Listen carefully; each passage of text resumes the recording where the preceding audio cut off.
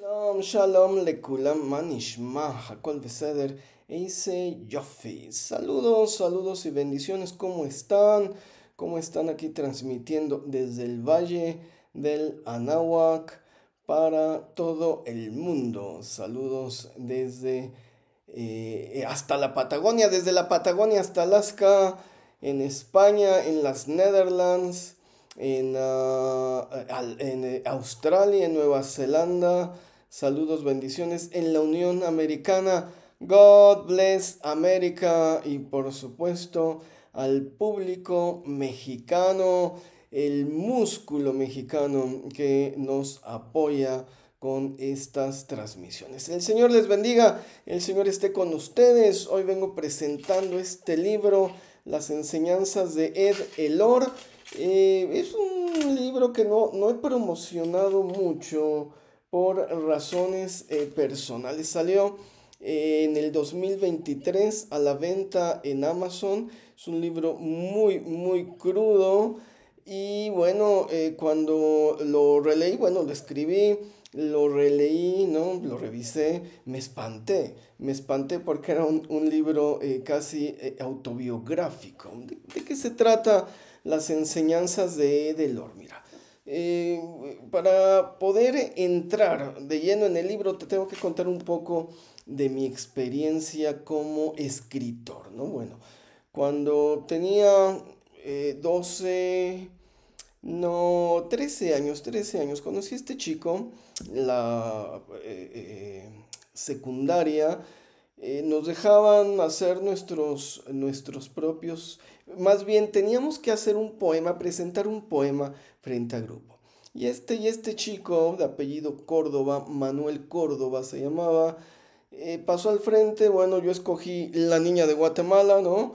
La niña de Guatemala, la que se murió de amor, ¿no? Bueno, y este chico pasó al frente y dio su poema y dijo, el autor soy yo, Manuel Córdoba. Y dije, wow, wow, cómo pudo crear su propia poesía. Era algo genial lo que había hecho este muchacho para mí, me impactó mucho, ¿no? Entonces, bueno, llegamos a la prepa, ¿no? Básicamente, y este otro chico escribió un poema, no me acuerdo del nombre del chico, y se lo pirateé, ¿no? Dije, este poema va a ser mío, voy a decir que yo lo escribí.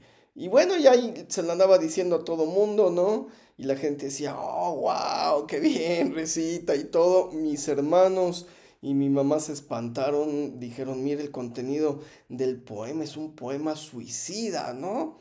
Bueno, ni siquiera lo había escrito yo y ellos estaban bien espantados. Pero en ese inter comencé a escribir novelas, cuentos. Escribí unas 40 novelas en mi juventud y el mayor problema al que me encontraba era la frescura en los diálogos. Tenía otro amigo escritor y le pasaba exactamente lo mismo.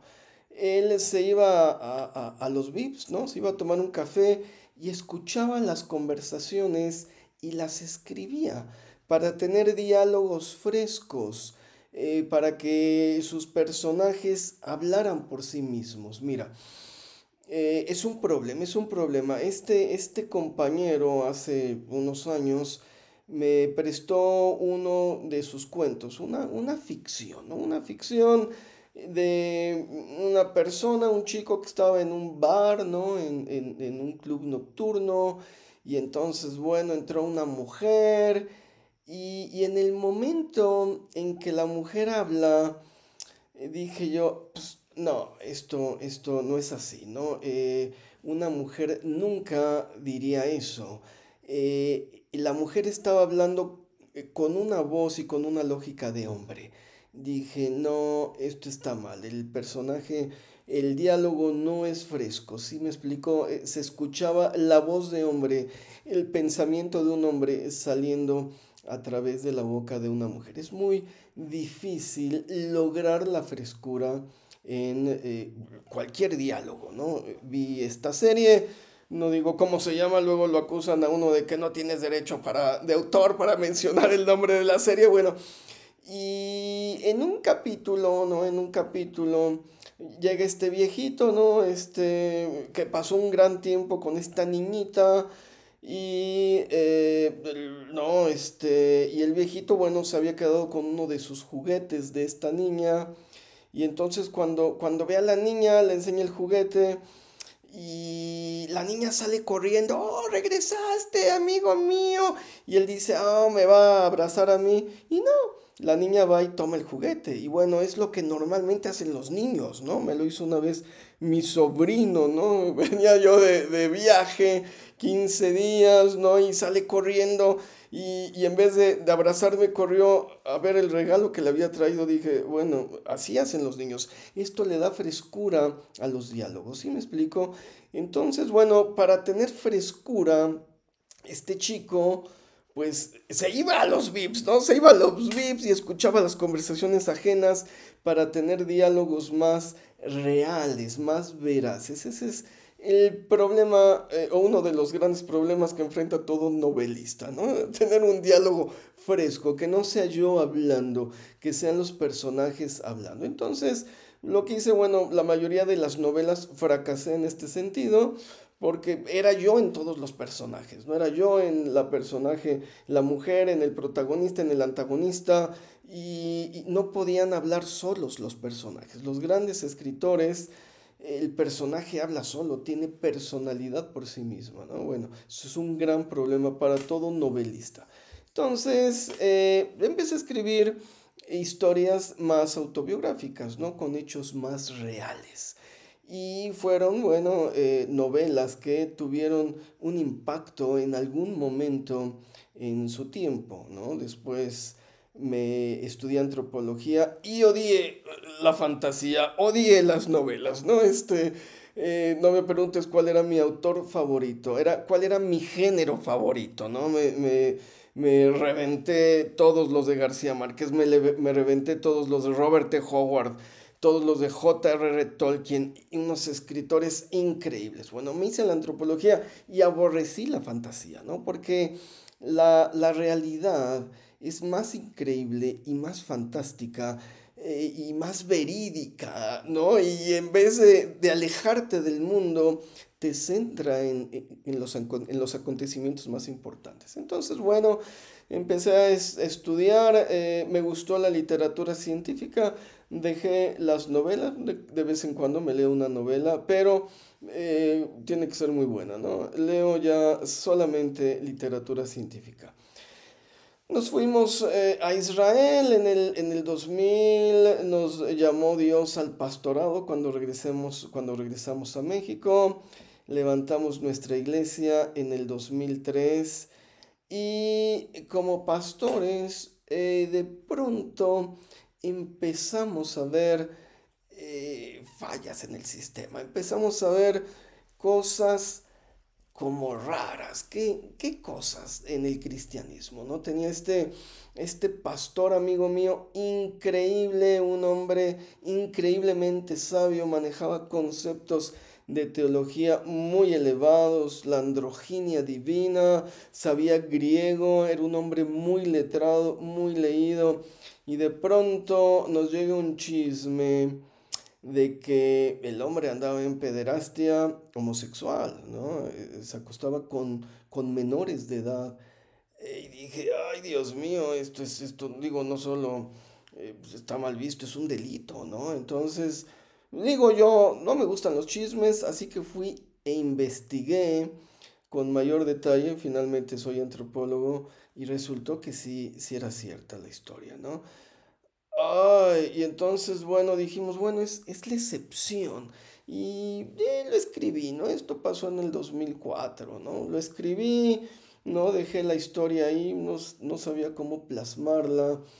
Y luego otro caso de otro pastor, también en pederastia, pero con una muchacha casada, ¿no? Esta jovencita de 15 años, se había embarazado muy joven, ¿no? Se había casado y el pastor que la ministraba se empezó a acostar con ella.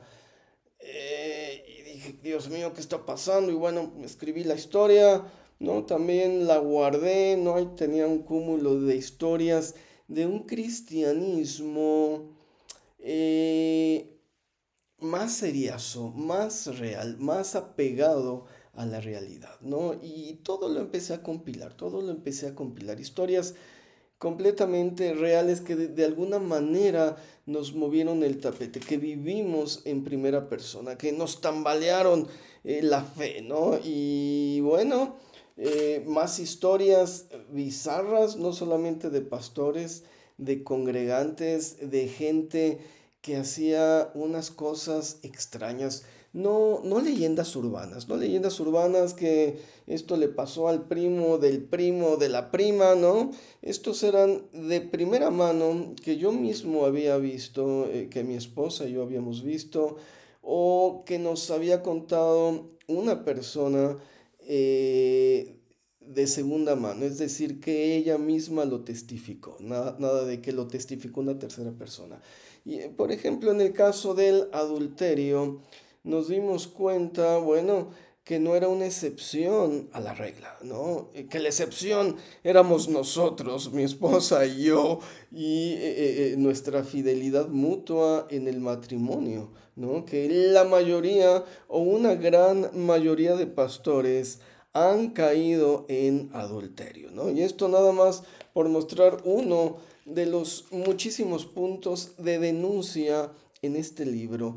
Más que una denuncia, el dolor que nos causó como cristianos, como pastores, de enterarnos cómo está el cuerpo de Cristo en realidad, ¿no? Uno piensa que hay una diferencia radical con otra creencia, ¿no? Con otra forma de practicar la religión, pero se repiten los mismos vicios sociales una y otra y otra y otra vez. Entonces, bueno, después de muchos años, mira, el libro tiene fecha de 2023, estoy hablando de 2003 al 2023, después de 20 años de recopilar historias, todas verídicas. Tenía un gran bonche, ¿no? Un sinnúmero de historias, cientos de historias. Dije, qué hago con esto? Las escribo con seudónimo, ¿no? Me van a crucificar cuando esto salga a la luz, ¿no? La gente se va a levantar en mi contra. El seudónimo que iba a utilizar es Edelor. Otro día les platicaré lo que significa Edelor, ¿no?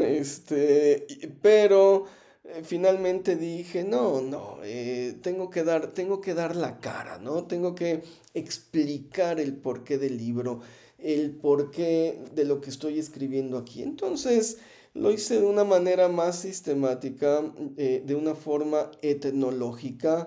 Esto quiere decir como una investigación, quitando el aspecto emocional.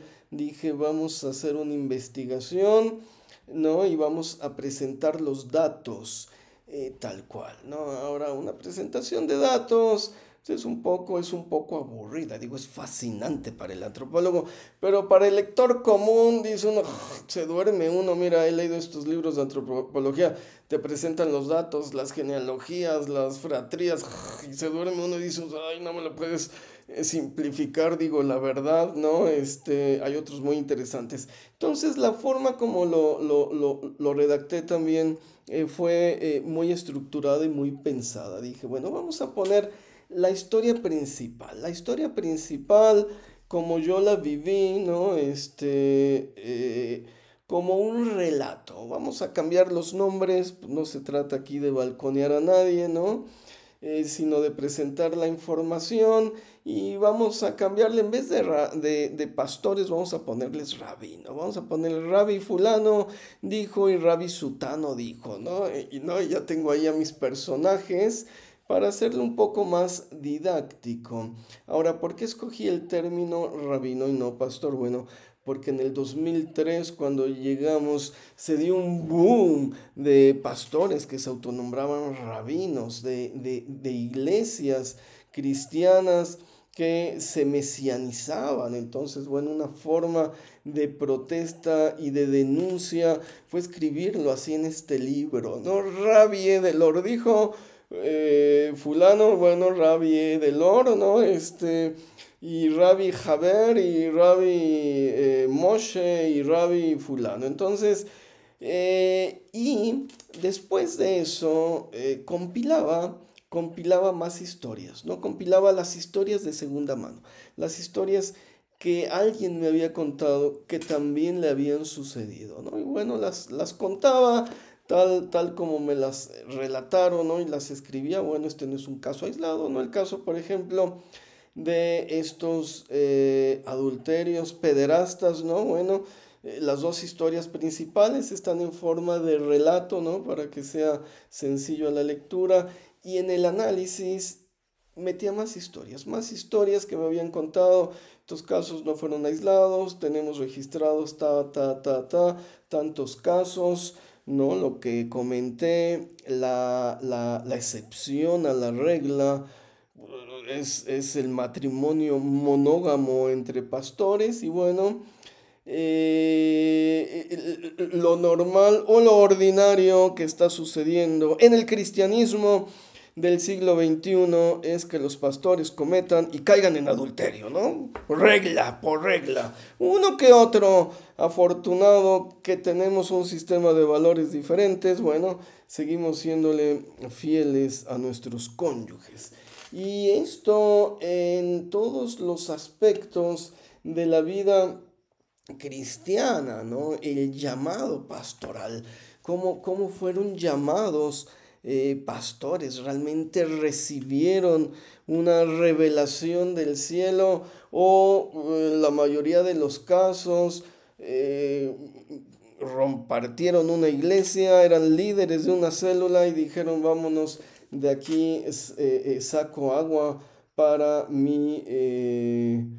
para mi corral, creo que dice el refrán. Bueno, los profetas, ¿no?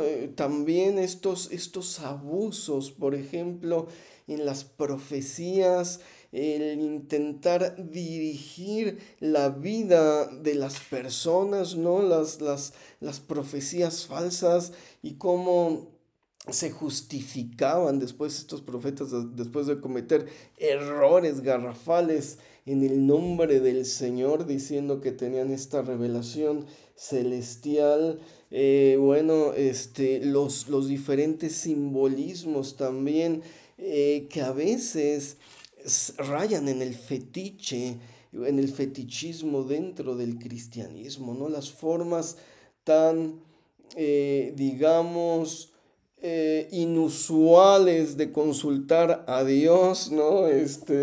De abrir la Biblia como si fuera un libro de adivinación y decir, Señor, dame un sí o dame un no. Oh, salió un no aquí donde dice mi dedo, ¿no? O estas historias que a veces pueden ser hilarantes, ¿no? Bueno, se trata de un libro ligero, se trata de un libro en el que nos divirtamos con todas estas incongruencias que a veces suceden entre la praxis y la teoría, ¿no? Entonces es un libro bastante fuerte, es un libro fuerte porque habla de todos estos situaciones, ¿no?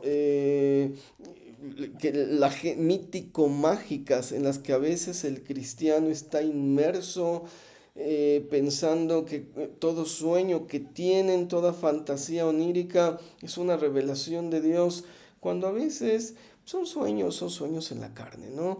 Que las cosas más abstractas o más absurdas de la vida pudieran tener un sentido espiritual y bueno, no respetando de alguna manera estos puntos de vista, pero un trabajo etnológico, una recopilación de más de 20 años de estas historias raras, bizarras dentro del cristianismo, cómo lo presenciamos, cómo lo sentimos, cómo fuimos afectados por la hipocresía, ¿no? de tanta gente que no llegaba a tu casa y te rompía una artesanía, no sé, que trajiste de Nepal, ¿no? Y cuando ibas a su casa estaba llena de ídolos africanos, dices, oye, que haya congruencia en tu vida, ¿no? Que haya congruencia en lo que predicas, en lo que haces. No, digo, me explico, y cómo de alguna manera esto nos afectó profundamente. Y no solo eso, también el análisis, un análisis científico, un análisis sociológico, un análisis más ubicado de lo que de lo que es este fenómeno social. ¿Por qué a veces los excesos? ¿Por qué a veces la hipocresía? ¿Por qué el ser humano sigue actuando con estas diferentes caretas? ¿Cómo los fieles, cómo los congregantes resienten no, estas situaciones contradictorias, las contradicciones que viven sus pastores en la práctica, en la teoría, ¿no? Por un lado, predican con el látigo, condenando el pecado, y por otra parte, no, lo practican todos los días, ¿no? Lo practican todos los días. Y es un cristianismo, es el cristianismo del siglo XXI. Realmente las excepciones son los que mantienen un testimonio íntegro. El común denominador raya en unas barbaridades que ha pasado más de un año que escribí este libro y dije, ay, no sé si promoverlo, no sé si promoverlo. Finalmente soy escritor, escribo para que me lean, no escribo para enriquecerme, escribo porque me gusta dar el conocimiento que tengo. Es un trabajo etnológico para que tengas una visión más amplia, quizás tú mismo hayas pasado o experimentado situaciones de este tipo y no supiste cómo digerirlas, no supiste cómo entenderlas, no supiste cómo mantener tu fe ante la incongruencia de situaciones difíciles y duras, ¿no? La gente reacciona de maneras muy disímiles ante este tipo de situaciones, ¿no? Un pastor en adulterio, ¿no? Se paró frente a la congregación y dijo, yo voy a seguir con la de la alabanza, así que el que le parezca, al que le guste bien y el que no, que se vaya. Y se le partió su iglesia y se formó otra iglesia, ¿no? Aprovechando esto, la misma situación ocurrió con otro pastor, puso en la calle a la esposa, le echó prácticamente a la calle. Y la congregación lo apoyó, no, la congregación lo apoyó, no, sirvió como pretexto para que muchos líderes se divorciaran, ¿no? Diciendo al fin el pastor también cayó en adulterio, sirvió como pretexto para que otros líderes cometieran el mismo pecado, diciendo al fin el pastor cayó en adulterio. Y una mujer, lo recuerdo mucho, que le pregunté, ¿y usted cómo entiende esta situación? Me dijo, ay pastor, es que si los viera se ven tan bonitos. Ahora sí encontró su ayuda idónea con la otra mujer. No, con la otra mujer ni lo apoyaba, ni lo ayudaba. Esta mujer ahora sí es su ayuda perfecta, su ayuda idónea. No, digo, son diferentes opiniones de un mismo fenómeno, cómo lo está experimentando la gente, cómo lo está viviendo. Entonces, bueno, para que tengas una opinión más amplia de los sucesos, ¿no? No juzgo, no condeno, ¿no? Expreso mi opinión, expreso la opinión de los demás con esa frescura, ¿no? Con esas palabras textuales de decir, viera cuán bonito se ve, ¿no? Son las palabras de la persona que me lo dijo, no son mis palabras. Entonces, Es un libro fuerte, es un libro fuerte que habla del cristianismo de hoy en día, del cristianismo del siglo XXI, un cristianismo que ha perdido, o más bien que maneja unos valores diferentes a los que esperábamos, ¿no? Yo esperaba unos valores más bíblicos, una moral más paulina, ¿no? Apego a la ley mosaica. Y bueno, ¿no? Eh,